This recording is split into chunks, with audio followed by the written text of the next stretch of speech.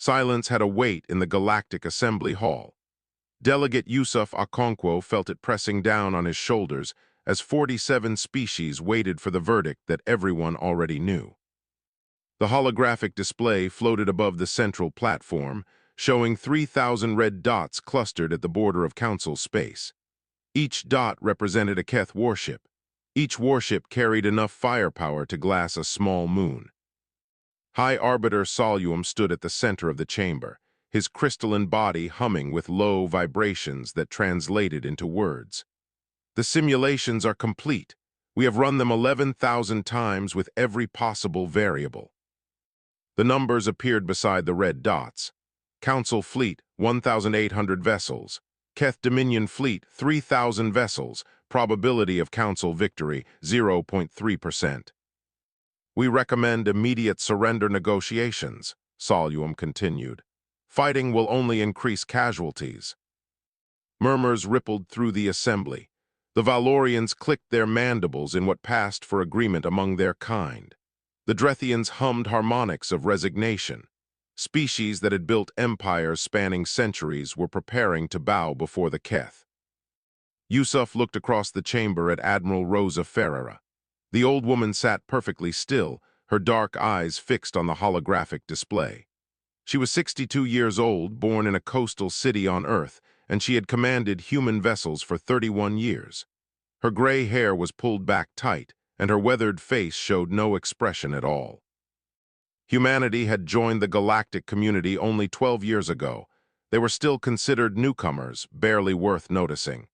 Their fleet contribution to the Council was 40 ships, 40 against 3,000. Fleet Commander Oris, the Valorian military strategist, stepped forward. His compound eyes reflected the red dots like scattered blood. The mathematics are absolute. The Keth outnumber us nearly 2-to-1. Their weapons technology is superior. Their command structure is flawless. There is no scenario in which we prevail. Have you considered not fighting their way? The voice was calm, almost casual. Every eye, sensor, and optical organ in the chamber turned toward Admiral Ferreira. She had risen from her seat and was walking toward the central platform with the slow confidence of someone who had all the time in the universe. Oris made a sound like grinding metal. Explain. Your simulations. Ferreira said, they assume both sides will fight using standard fleet tactics, formation warfare, attrition calculations, direct engagement. She smiled, and something about that smile made several delegates shift uncomfortably. Humans do not fight that way. High Arbiter Soluum's harmonics carried confusion. All species fight the same way. Mathematics determines optimal strategies. Deviation from optimal strategy guarantees defeat. Does it? Ferreira reached the platform and stood beside the holographic display. She was small compared to most species present, barely reaching the chest of the average Valorian. But she did not seem small. How many wars have your people fought, High Arbiter? The Drethians have engaged in 7 major conflicts over 4,000 years. Humanity has been keeping records for 6,000 years, Ferreira said. In that time we have fought over 15,000 wars, not conflicts. Wars, some lasted days, some lasted generations. We have fought in jungles and deserts and frozen wastelands. We have fought across oceans and mountains and in the skies above our cities. The chamber was completely silent now. We have fought each other with sticks and stones, with swords and arrows, with guns and bombs and weapons that could poison the land for centuries. Ferreira's voice never rose, but it filled every corner of the hall.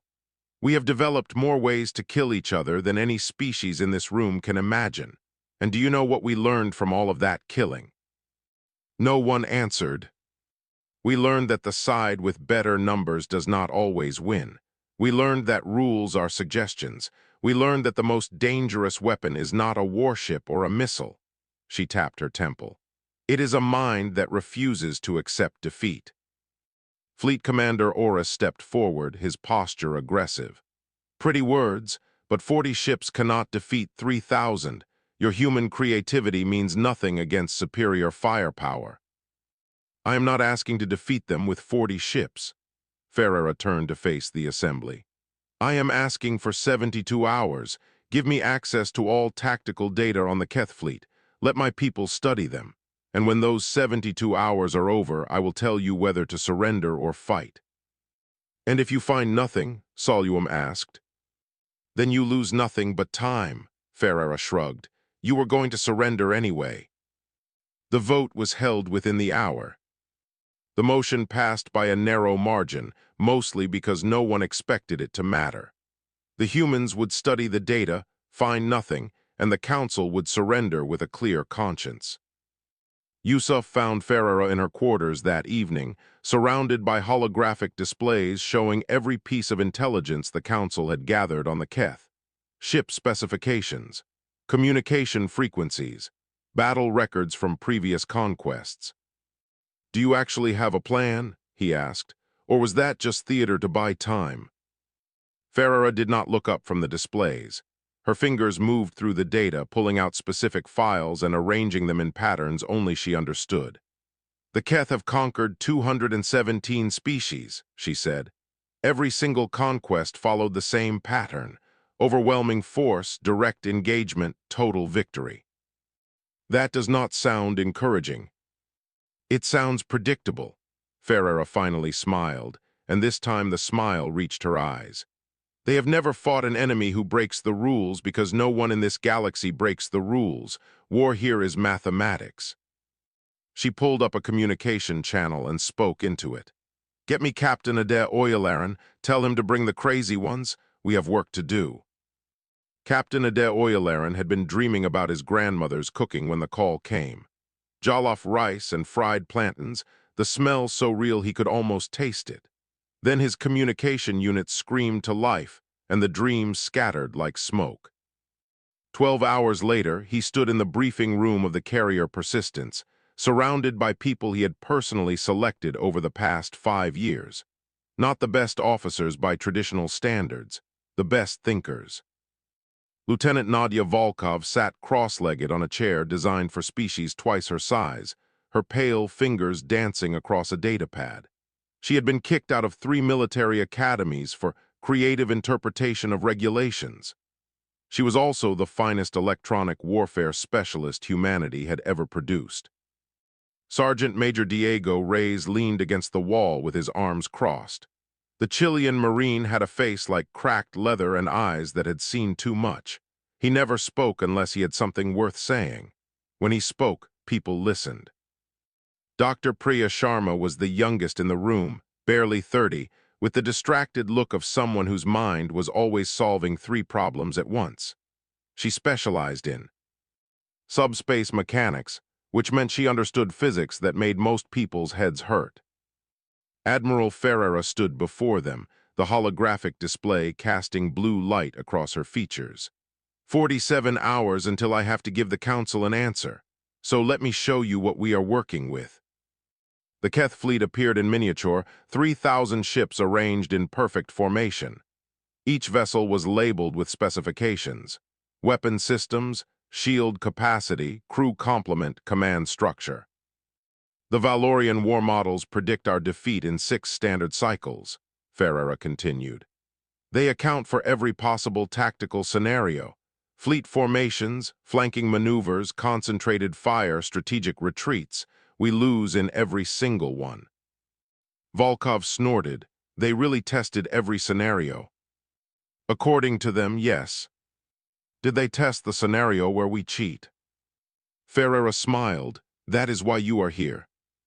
For the next 3 hours, they studied the data, not like military strategists looking for tactical advantages, like hunters studying prey, looking for patterns, looking for weaknesses. It was Reyes who found the first crack. "Their communication network," he said, pointing at a web of lines connecting the Keth ships. "Quantum-entangled relays. Every ship knows what every other ship is doing in real time. That is why their coordination is perfect." "So their strength is also a weakness," Oyalaran said slowly.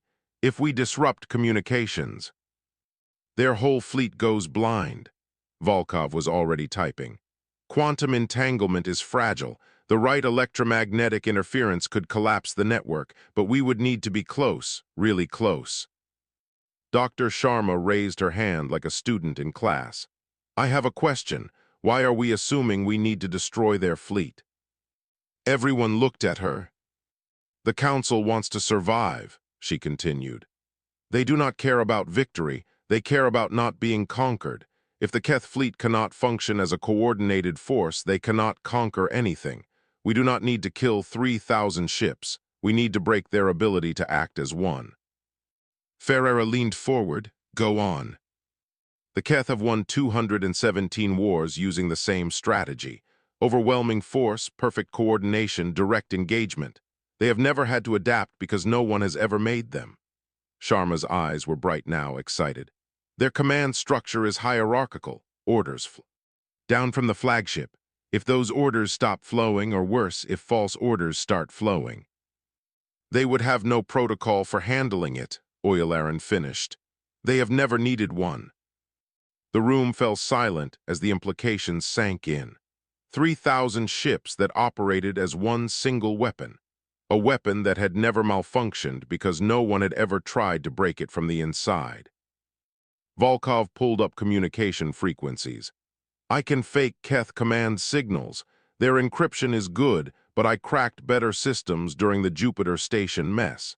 Give me access to one of their command ships for 5 minutes, and I can turn their network into chaos. Marines can handle the boarding, Reyes said. But we need a distraction, something big enough to draw their attention while we slip in. Ferreira was already nodding. What about the rest of their fleet? Even if we blind them, 3,000 ships can still shoot. That is the beautiful part, Sharma said.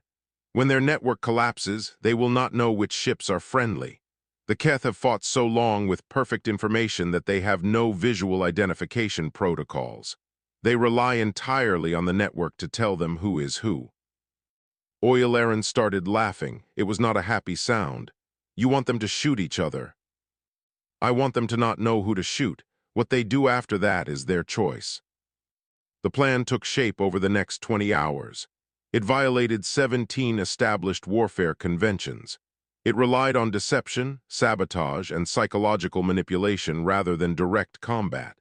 It was, by galactic standards, completely dishonorable. It was perfectly human. When Ferreira presented a simplified version to the Council, they refused to approve it. The tactics were too unconventional. The risk of escalation was too high. The damage to diplomatic relations would be irreparable.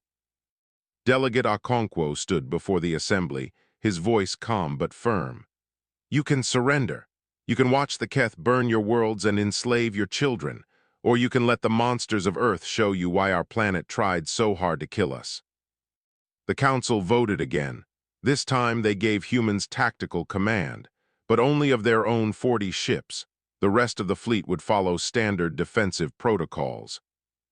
Ferreira accepted the limitation without argument.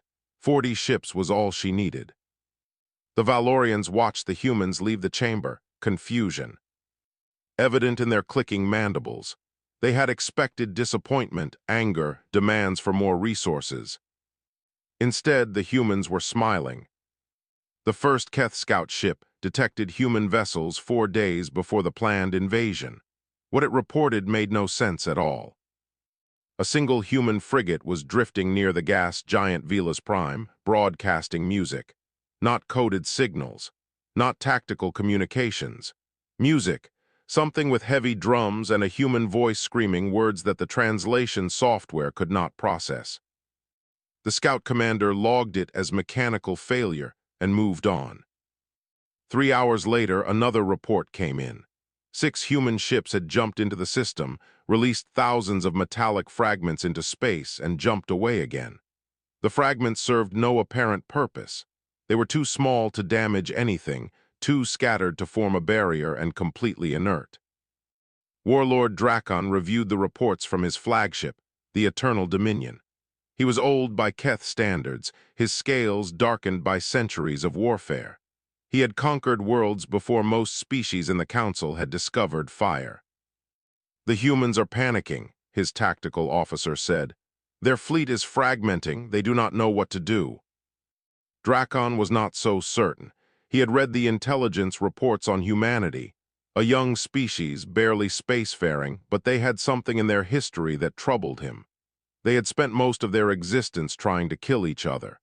That kind of practice left marks on a species. "Increase surveillance," he ordered. "I want to know what those fragments are." But the fragments were already doing their job. Each tiny piece of metal was a micro-drone, smaller than a fingernail, equipped with sensors that recorded everything around them. Keth communication frequencies, shield harmonics, engine signatures, navigation patterns. Aboard the Persistence, Lieutenant Volkov watched the data stream in. They use 17 different frequency bands for command signals. The primary channel operates on quantum entanglement, but backup systems use standard subspace radio. "Can you fake both?" Eulerin asked. "I can fake anything with enough information." Volkov's fingers flew across her console. "Give me 2 more days of data collection, and I will know their command protocols better than their own officers." Subcommander Ilian observed the humans from his position as Council liaison. The Valorian officer had been assigned to monitor human activities and report any deviation from acceptable warfare practices. So far, everything the humans did was a deviation. "This is not strategy," he said to Admiral Ferreira. "You are wasting resources, broadcasting your positions, giving the enemy time to prepare."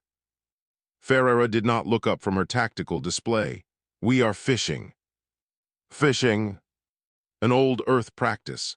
You put something attractive in the water and wait for the prey to come to you," she smiled. "The Keth think we are incompetent. They think we are scared. Every hour they spend believing that is an hour they are not preparing for what we actually have planned." "And what do you have planned?" "Sub-Commander, you would not believe me if I told you." Alian filed another report with the Council. The humans were clearly experiencing some kind of collective breakdown. Their tactics made no sense. Their movements were random. Their communications were full of strange references to historical events that had nothing to do with space warfare. The Council received the report and prepared for surrender negotiations. There was no point waiting for the humans to fail. 40 hours before the Keth fleet was scheduled to begin its invasion, Dr. Sharma made a discovery that changed everything. "Their flagship," she said, pointing to a schematic of the Eternal Dominion. "The quantum entanglement hub for the entire fleet is located here, one central node that connects to every ship in the Armada." "Destroy the flagship, blind the fleet?" Reyes asked. "Better, the hub is not just a relay. It is a verification system. Every command signal passes through it to confirm authenticity." Sharma pulled up a detailed scan. "If we do not destroy it, if we simply corrupt it, every command it sends will be marked as verified, even commands we create." Eulerin leaned back in his chair. "You want to take over their entire fleet." "I want to confuse their entire fleet. There is a difference." Sharma highlighted a section of the schematic. "The hub is physically accessible from the engineering deck. A boarding team could reach it in approximately 4 minutes after docking. The Keth will not let us dock with their flagship." "They will if they do not know we are there," Volkov grinned. "I have been recording their ship transponder signals for 2 days. I can make our assault shuttles look like Keth supply vessels. They're automated docking. Systems will let us right in." Ferreira stood and walked to the observation window. Outside, the stars burned cold and distant. Somewhere out there, 3,000 enemy warships waited to destroy everything the Council had built. "The Council fleet is in position?" she asked. "Holding at the rally point," Eulerin confirmed. "They still think we are the distraction while they prepare for conventional engagement." "Good, let them think that." Ferreira turned back to her team. "Phase 1 begins in 6 hours. By this time tomorrow, the Keth will learn why Earth spent 4 billion years trying to kill everything that lived on it." She paused and something dark flickered in her eyes. "We are the survivors of a death world, and we are very, very good at our job." The distress signal cut through space like a scream. A civilian transport, registry codes marking it as a medical supply vessel, was being attacked by unknown raiders near the outer moon of Velas Prime. Warlord Drakon received the report on his command deck. "A medical ship here." "It appears to be council-flagged, my lord. The attackers are using unmarked vessels." Standard Keth protocol required verification before engaging in rescue operations. Raiders sometimes used false distress signals to lure ships into ambushes. Drakon ordered 200 ships to investigate and verify. It was the last order he gave that made any sense. The verification fleet arrived at the coordinates to find the medical transport drifting and silent. Scans showed life signs aboard. The attacking vessels had fled. Everything seemed normal. Then the transport exploded. Not a regular explosion, an electromagnetic pulse that expanded outward in a sphere of crackling energy. Every ship within range lost sensors, communications, and navigation simultaneously. 200 Keth warships became 200 blind, deaf pieces of metal drifting in the dark. The pulse was still fading when new signals began flooding the Keth command network. "All ships, this is Central Command. We are under attack. Fire on any vessel not responding to verification protocols." "All ships, this is Central Command. Disregard previous order. Hostile infiltrators are broadcasting false commands." "All ships, this is Central Command. The flagship has been compromised. Assume all orders from Eternal Dominion are enemy fabrications." Lieutenant Volkov sat in her chair aboard the Persistence, fingers dancing across her console, a small smile on her face. She was broadcasting on 17 frequencies simultaneously, each message perfectly matching Keth command protocols, each message contradicting the others. Aboard the Keth vessels, chaos erupted. Crews received orders to fire, then orders not to fire, then orders warning that the previous orders were traps. The quantum verification system marked every message as authentic because every message came through the central hub. The first shots were fired within 90 seconds. A Keth destroyer, convinced that the cruiser beside it had been captured by infiltrators, opened fire. The cruiser returned fire. Ships nearby saw weapons discharge and assumed they were under attack. They fired at the nearest targets. Within 4 minutes, the Keth fleet was tearing itself apart. Sergeant Major Reyes felt the assault shuttle dock with the Eternal Dominion and immediately began counting seconds. The docking system had accepted their forged transponder codes without question. Keth security was focused outward, looking for external threats. They never expected the threat to come from inside. 12 Marines moved through the corridors of the flagship like ghosts. They wore Keth pattern armor salvaged from a previous battle, modified to fit human bodies. They carried weapons designed to disable rather than kill. Dead bodies would raise alarms. Unconscious bodies could be hidden. The engineering deck was 3 levels down. Reyes reached it in 3 minutes and 40 seconds. The quantum hub was smaller than he expected. A cylinder barely taller than a man, humming with energy that made his teeth ache. 2 Keth technicians monitored it, unaware that their fleet was destroying itself around them. They were unconscious before they hit the floor. Dr. Sharma's voice crackled in his earpiece. "Plug the spike into the primary access port. It should be marked with 3 parallel lines." Reyes found the port and inserted the data spike. Lights flickered across the hub's surface as the virus began its work. "What exactly is this doing?" he asked. "It is telling every ship in the fleet that every other ship is an enemy." There was something like joy in Sharma's voice. "Their own targeting systems will mark friendly vessels as hostile. Their own sensors will show phantom threats everywhere. They will not know which way is up, let alone who to shoot." On the command deck of the Eternal Dominion, Warlord Drakon watched his fleet die. The tactical display had become meaningless. Ships were firing in all directions.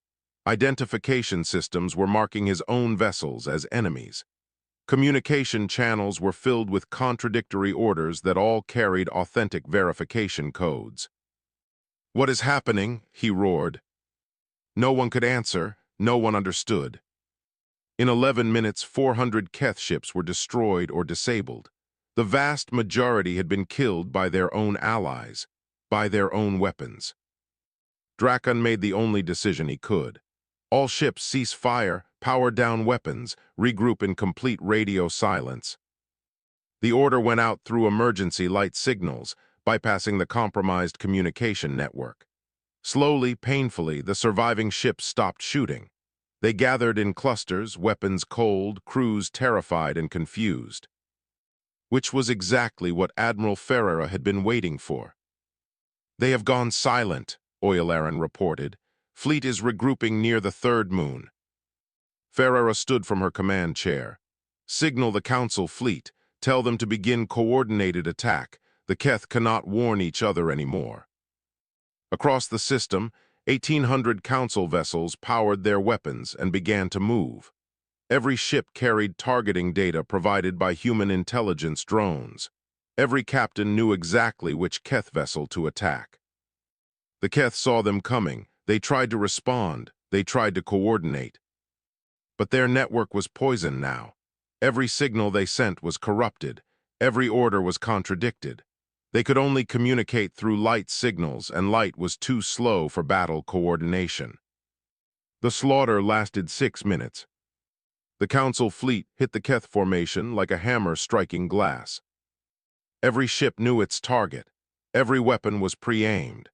Every captain had received detailed tactical data from the human microdrones that still drifted through the battlefield like invisible spies. The Keth tried to fight back. Individual ships fired at incoming vessels, but without coordination, without communication, they were just scattered pieces instead of a unified force.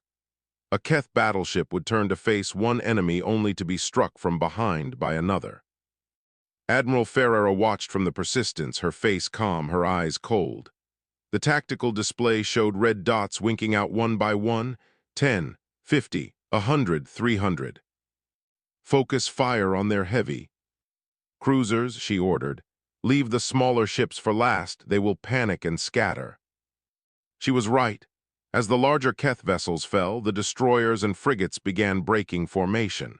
Some fled toward open space. Others crashed into each other in their desperation to escape. A few tried to surrender, but without working communications, they had no way to signal their intent. Subcommander Ailian stood at the edge of the command deck, his compound eyes reflecting the carnage. He had studied warfare for 40 years. He had memorized every tactical doctrine in the Council archives. None of it had prepared him for this. "They are not fighting," he said quietly. "The Keth are not fighting, they are dying." "That is the point," Oyalaran replied. He was coordinating strike teams across 3 different sectors, his voice steady despite the chaos on his screens.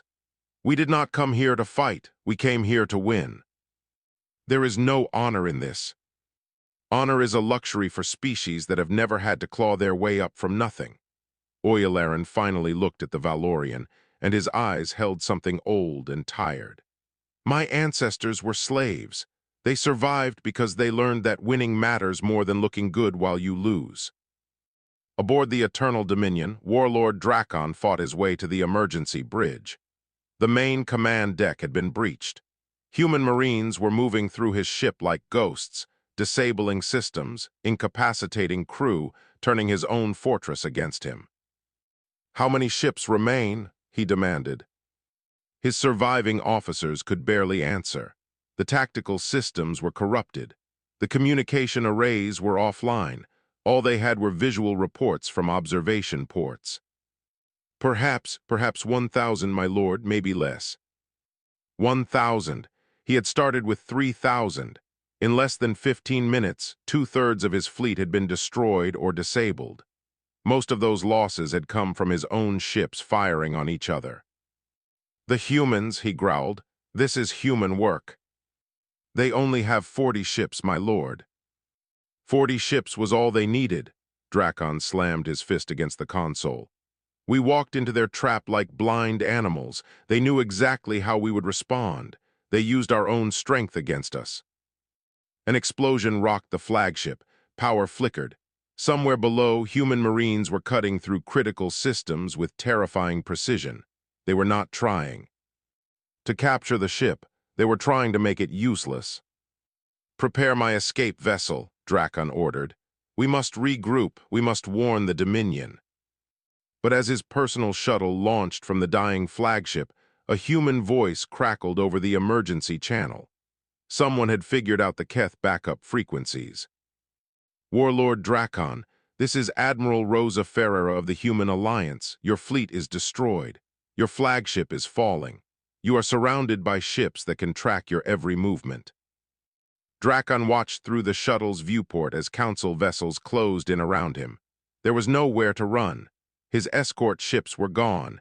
His communications were useless. He was alone in the void. "Surrender," Ferreira continued, "and your surviving crews will be treated with dignity. Keep fighting and we will do this again. We have more tricks."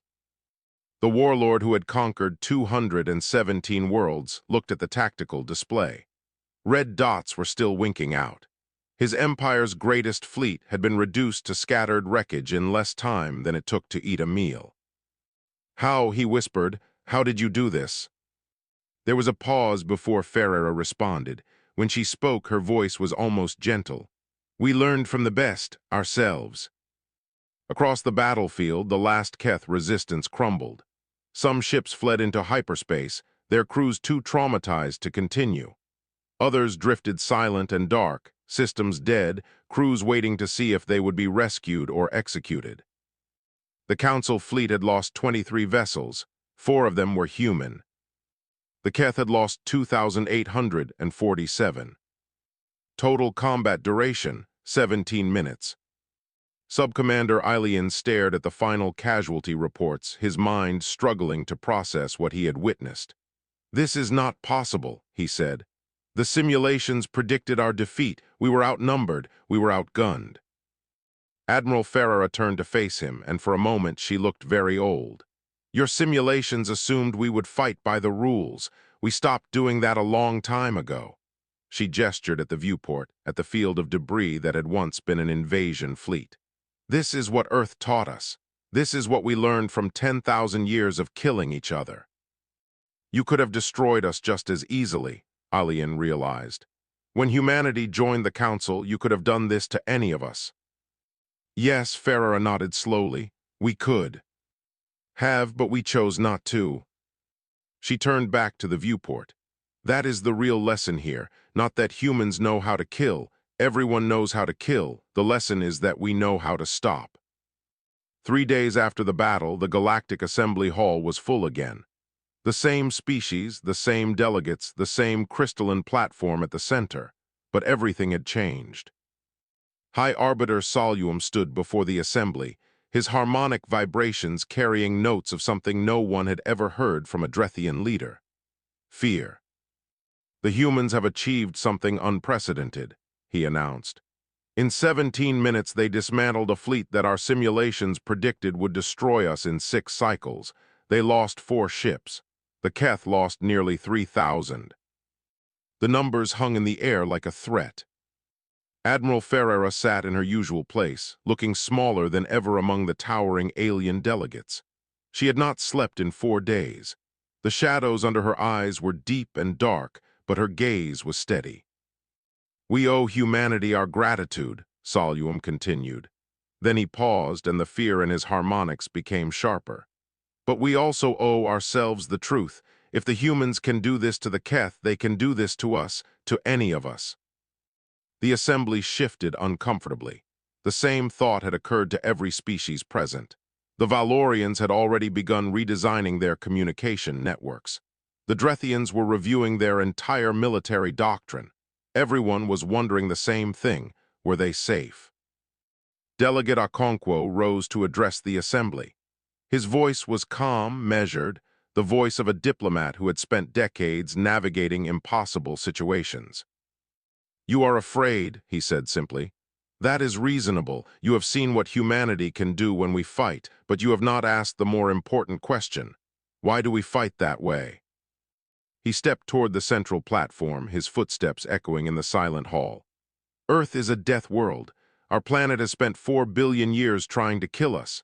Volcanoes, ice ages, plagues, predators, and each other. We evolved in an environment of constant violence because we had no choice. The holographic display activated, showing images of human history. Ancient battlefields, medieval sieges, trenches filled with poison gas, cities burning under nuclear fire. We have killed each other in every way imaginable. We have developed weapons that could destroy all life on our world and then built more. We have committed horrors that would make the Keth look gentle. Okonkwo let the images fade. And then we stopped. The assembly stirred. Soluum's harmonics carried confusion. Stopped. Not completely, not perfectly, but we learned. Okonkwo pulled up different images now, enemies shaking hands across conference tables. Former battlefields turned into monuments, children of opposing nations playing together. After our worst wars, we did not simply destroy the defeated. We rebuilt them. We turned enemies into allies. We created laws to prevent the horrors from happening again. He gestured at Ferrara. The Admiral could have used these tactics centuries ago against our own people. We all could have, but we chose to find another way. Warlord Drakon was brought before the assembly in chains. The ancient Keth warrior looked diminished, his scales dull, his posture broken. He had commanded the greatest military force the Dominion had ever assembled, and it had been dismantled in less time than it took to prepare a meal. "What do you intend to do with him?" Soluum asked. Ferrara stood slowly, her joints aching from exhaustion. "We intend to let him live." The assembly erupted in confusion. The Valorians clicked frantically. The Drethians hummed discordant notes. Even species who had no concept of vengeance seemed shocked. "He invaded our space," someone shouted. "He was going to enslave our worlds." "Yes," Ferrara walked toward the defeated warlord, stopping an arm's length away. "And killing him accomplishes nothing except proving that we are no better than he is." She turned back to the assembly. "Humanity did not survive by being the strongest. We survived by being adaptable, by learning from our mistakes, by choosing eventually to break the cycle of destruction." She gestured at Drakon. "If we execute him, we teach the Keth that defeat means death. They will never surrender. They will fight to the last ship, the last soldier, the last child. Is that what you want? Endless war until one side is completely extinct." The silence stretched. "Or," Ferrara continued, "we can show them something they have never seen. Mercy, rehabilitation, the possibility of becoming something other than conquerors." She looked at Drakon directly.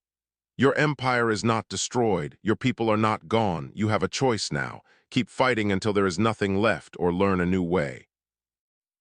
Drakon met her gaze. For a long moment, neither spoke. Then the warlord lowered his head. "I do not understand you," he said quietly.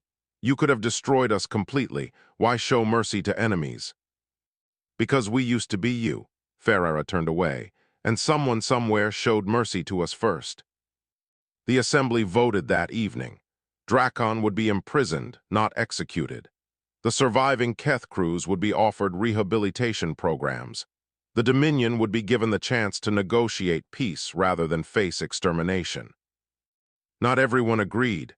Some species called it weakness, others called it naivety. But the humans did not argue.